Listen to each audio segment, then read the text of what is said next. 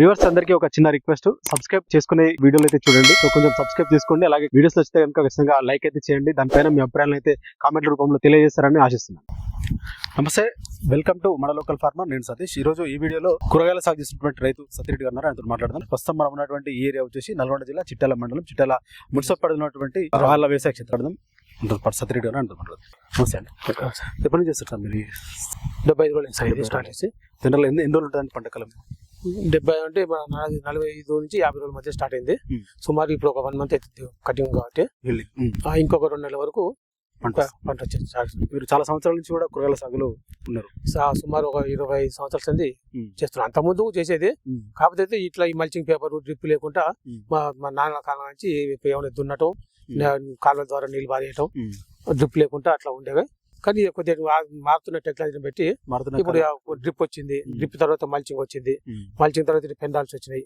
ఇట్లా అధునాతన పద్ధతితో చేయటం ఒక 15 సంవత్సరాల నుంచి ఈ విధంగా చేస్తాం.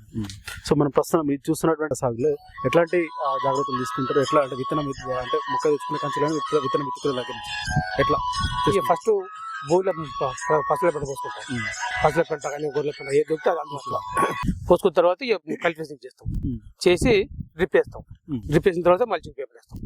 దాంట్లో ఫస్ట్ దిక్కిన ఒక ఎకరానికి 2 బస్తాలు సూపర్ ఫాస్ఫేట్, 1 బస్తా DAP వేసుకొని మొత్తం ఆ బెడ్ల మీద పోసుకొని బెడ్ అంతా మళ్ళీ మన చేసిన ఎరువులు మట్ల కలిసినట్టు కొద్దిగా కలి తిప్పి దాని బెడ్లు ఉన్నా కానీ దాని మీద డ్రిప్ అయిపోయి విధంగా మల్చింగ్ వేయడం జరుగుతుంది.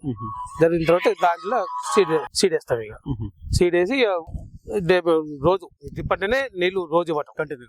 ఒకటే నాడు 2-3 గంటలు ఇచ్చిన దానికన్నా రోజు కొంత అరగంట సేపు మొక్క పెట్టినప్పుడు గింజ పెట్టినప్పుడు రోజు ఒక అరగంట సేపు ఇస్తాం. 1/2 గంట నుంచి 1 గంట మధ్యన మొక్క మొలిచింది, 3 ఆకుల దశ వచ్చింది, 5 ఆకులు తీగ జాతి ఇట్లా వచ్చిన కొద్దీ వాటి టైం పెంచుకుంటూ పోవాలి.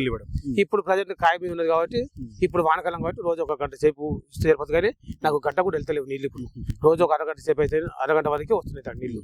అరగంట పెట్టి ఆపుతున్నాను. అట్లా కూడా కొంచెం ఈల్డింగ్ తక్కువనే ఉంది. తక్కువనే ఉంది. అంటే మీరు ఎకరన్నర సాగు చేస్తున్నారు. ఎకరన్నర సాగుకు ఎంత ఖర్చు అవుతుంది? ఖర్చు మనం కల్టివేషన్ కానించి వచ్చే వరకల్లా ఎకరానికి ఒక మన క్రాప్ చేతికి వచ్చే వరకు ఒక 60,000 పెట్టుబడి వస్తుంది. 60,000 పెట్టుబడి వస్తుంది క్రాప్ చేతికి వచ్చే వరకు. Crop first crop. తర్వాత మళ్ళీ అంత ముందు మళ్ళీ లేబర్ ఛార్జ్ కానీ కూర ఇంకా వేరే ఉంటాయి కదా, ఎప్పుడైనా ఫర్టిలైజర్ వేయటం అట్లా కంటిన్యూ చేస్తుంటాం. ఫర్టిలైజర్ కానీ ఎప్పుడైనా ఇప్పటిదాకా దీనికి ఒకసారి కూడా స్ప్రే చేయలేదు, కెమికల్ స్ప్రే చేయలేదు. నేను ఏ పంట వేసినా కెమికల్ కు కొంచెం దూరంగా ఉంటారు. కెమికల్ చాలా పెస్టిసైడ్ చాలా తగ్గిస్తాను. తప్పని పరిస్థితుల్లో బాగా డ్యామేజ్ అవుతుంది అనుకున్నప్పుడు పంట కాలాన్ని మొత్తం 1-2 స్ప్రేలు తప్ప ఎక్కువ వాడను. దీనికి ఇంత ఒక్కటి కూడా ఇప్పటి వరకు స్ప్రే రాలేదు. దీనికి చేయలేదు, ఇప్పటివరకు చేయలేదు. పంట కొంచెం ఈల్డింగ్ కొద్దిగా తగ్గుద్దాం కానీ పెస్టిసైడ్ వాడితే కూరగాయలు ఎట్లుంటాయి సార్, ఇవాళ తెంపాం, ఇవాళ స్ప్రే చేస్తాం. స్ప్రే చేసినాక కనీసం మినిమం ఏ పెస్టిసైడ్ అయినా ఒక 15 రోజులుగా తెంపొచ్చు కూరగాయ. ఇది 2 రోజులు తెంపకపోతే ముదిరిపోతాయి. అందుకని అట్లా ఇవాళ స్ప్రే చేసి రేపే కటింగ్ చేసి పోతే ఇక మనుషుల ఆరోగ్యం ఖరాబ్ అవుతుంది, అది బాగుంటుంది అనే ఉద్దేశంతో నేను మందులకు పెస్టిసైడ్ కు చాలా దూరం ఉంటాను.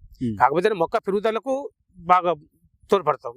మందులు ఇవ్వటం, పసులు ఎరువు పోయటం ఇటువంటి మొక్క పెరుగుదలకు చేస్తాం. కానీ పైన పెస్టిసైడ్ మాత్రం 90% దూరంగా ఉంటాం. ఈ హార్టికల్చర్ వాళ్ళు సబ్సిడీ ఇచ్చారు, పందిరికి డ్రిప్ సబ్సిడీ ఇచ్చారు, మల్చింగ్ కూడా సబ్సిడీ ఉంటుంది. మంచి సబ్సిడీ తీసుకుంటాము. తీసుకొని ఇక దున్ని. సో అంటే ఎన్ని రోజులు? 60 రోజులు పడుతుంది. అంటే ఫస్ట్ 45 రోజులు, 40 నుంచి 50 రోజులు స్టార్ట్ అయింది. మీరు ఫస్ట్ క్రాప్ తీసుకున్న తర్వాత నుంచి 90 రోజుల వరకు వస్తున్నారు. 90 రోజులు. సో ఎంత అంటే హెచ్చు తగ్గులు ఉంటుంది. బాగా ఇప్పుడు ఈల్డింగ్ ఉంది. ఈల్డింగ్ ఉన్నప్పుడు ఒక 10 days మళ్ళీ కొత్త ఫ్లవరింగ్ కానీ ఫ్రూట్స్ రావడం అయిపోతుంది. ఎందుకంటే ఆ కాయ బాగా బలం తీసుకోవాలి కదా. ఆ బలం తీసుకునే టైంలో మళ్ళీ కొత్తది రావడం కొద్దిగా తక్కువ ఉంటుంది. హెవీ లోడ్ అయిపోయింది అనుకోండి, మళ్ళీ కొత్తది మళ్ళీ స్టార్ట్ అవుతుంది. అంటే ఒకటే తిరిగాక ఇప్పుడు నాకు నిన్న మొన్న రోజు డే బై డే 1 టన్నున్నర అట్లా వచ్చేది. డే బై టన్నున్నర ఈ 3 నెలలు వస్తుందని చెప్పి చెప్పలేము. ఎందుకంటే హెచ్చు తగ్గులు దాంట్లో ఒకసారి 4-5 క్వింటాలు కూడా వస్తుంది. 4-5 క్వింటాలు వచ్చి మళ్ళీ ఒకసారి మళ్ళీ క్రమం పెట్టుకుంటే మళ్ళీ టన్ను వరకు వస్తుంది. అట్లా ఒకటే తిరిగి మనకు దిగుబడి ఏం రాదు.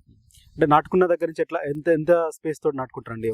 ఇది 10 ఫీట్ వేసాం సార్. రోడ్డు ఇది రోడ్డు 10 ఫీట్, మొక్కకు ఫీట్నర మొత్తం అంతా పందిరి స్ప్రెడ్ అయిపోతుంది. మొత్తం స్ప్రెడ్ అయిపోయేటట్టు మొత్తం అంతా సెట్ చేసుకుంటాం. సో ఒకసారి నాటుకుంటే 90 రోజులు వరకు పంట కాలం హీల్డింగ్ వస్తుంది. తర్వాత 120 రోజులు 120 రోజులు. సో అప్పుడు 45 రోజులు 45 నుంచి 50 రోజులు ఖాళీ డెవలప్ ఉంటుంది. తర్వాత క్రాప్ స్టార్ట్ అయ్యి ఒక 75 రోజుల దాకా క్రాప్ వస్తుంది. ఎట్లాంటి సస్యరక్షణ చర్యలు కావచ్చు, లేకపోతే యాజమాన్య పద్ధతులు ఎట్లాంటి? ఇప్పుడు మాకు ఇది ఈ రోడ్డు 9 ఫీట్లు ఉంది. 9 ఫీట్లలో మాకు చిన్న ట్రాక్టర్ ఉంది, పెద్ద ట్రాక్టర్ ఉంది.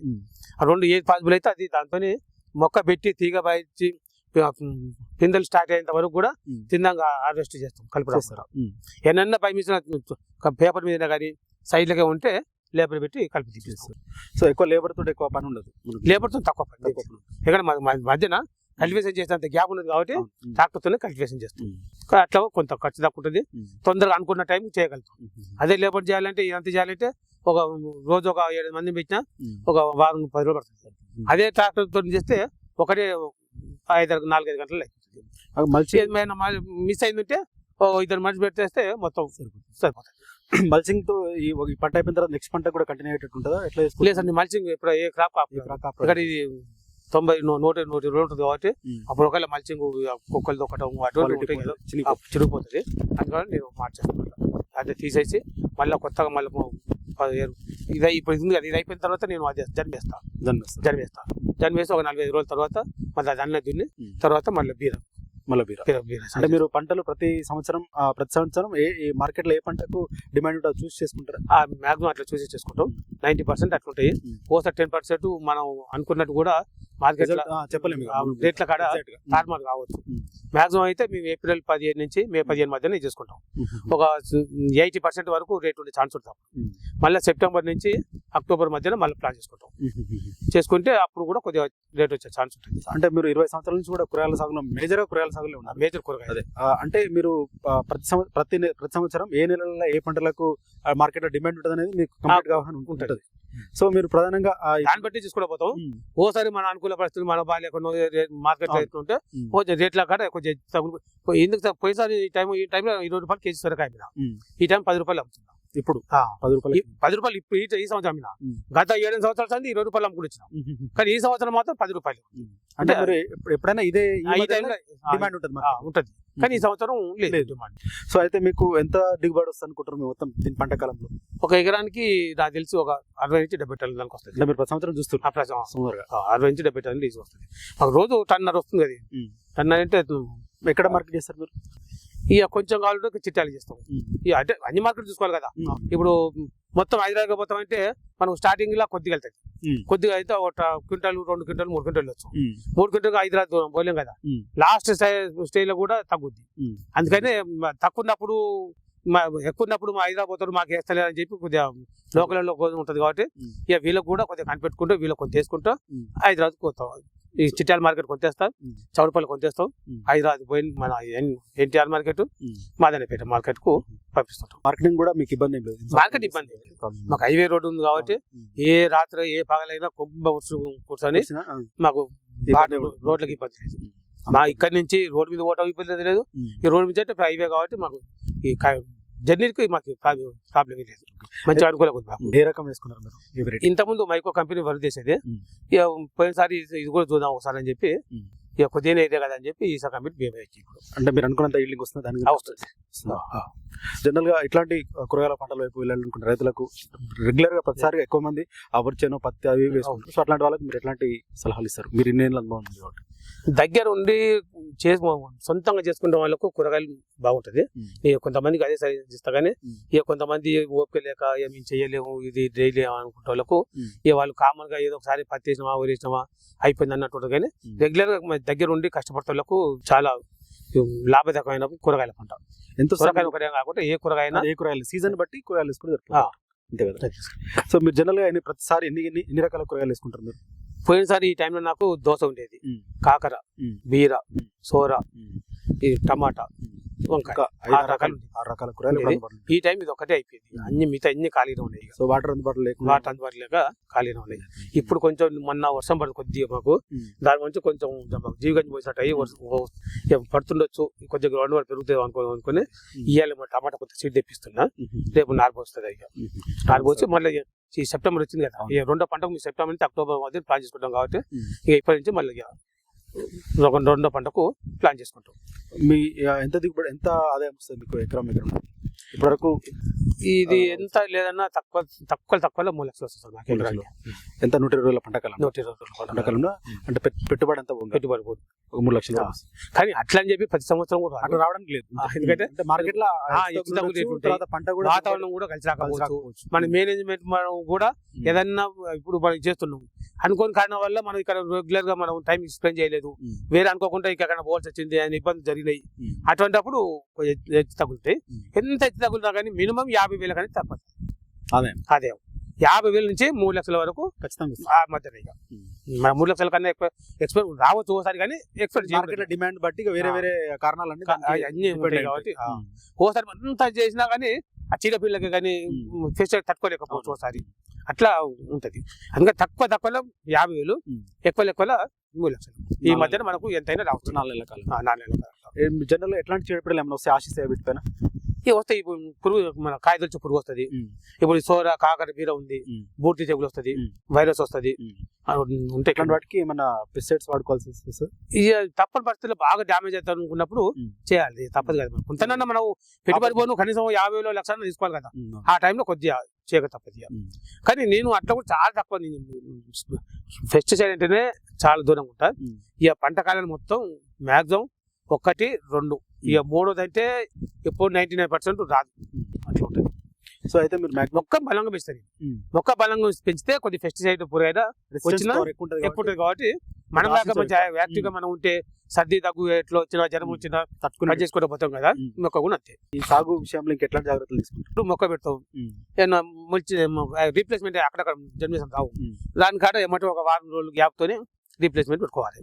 పెట్టుకున్న తర్వాత అన్ని మొలిచిన తర్వాత ఇక డైలీ ఒకసారి రౌండ్ వేస్తాం కదా, ఏమైనా పురుగు ఉందా ఏముంది, ఏమన్నా ఒక పురుగు ఉన్నప్పుడు ఈ చేతితో నేరి చంపేసుకుంటే పోతుంది. ఇక మనం ఒకసారి 10-15 రోజులు పోలేము, ఎక్కువ డామేజ్ అవుతుంది. అప్పుడు ఫెస్టివల్ వాడుతుంది. తక్కువ ఉన్నప్పుడే మనం రోజు ఒక విజిట్ వేస్తే ఏమన్నా ఒకటి ఉంటే తిరిగి చంపేయటం, లేదా నాకు బూడి తెగులు ఉందనుకో ఆకులు తెంపేసుకుంటే మిగతా ఆకులు స్ప్రెడ్ కాకపోవటం, అటువంటి కొన్ని పద్ధతులు చేసుకుంటే కొంచెం మనం దీంట్లో మన లింగాకర్షణ బుట్టలు పెట్టుకోవాలి.